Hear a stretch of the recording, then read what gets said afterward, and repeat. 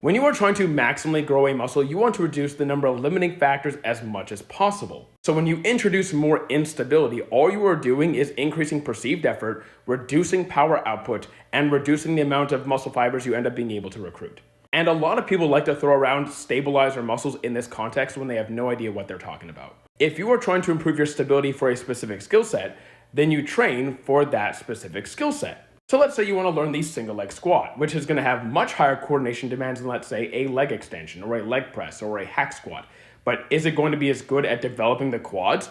Absolutely not. Its loadability, instability, coordination demands, mobility required to even do it are much higher than the other movements, so it's really not going to be as good for developing the quads. And I'm not saying the single leg squat does not work the quads, because obviously it does. But if you want to get good at balancing for a single leg squat, then you would practice that. And I would also add in that because those other more stable movements are going to better train the quads, by getting stronger on those and then going to learn the single leg squat, you probably have an easier time because your muscles are going to be a lot stronger.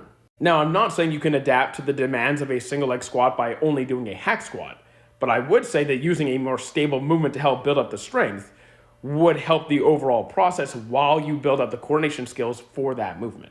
And that logic would apply to other skills you're trying to learn. So just by getting the body stronger more effectively, when you go to learn that skill, it'll make the process overall smoother.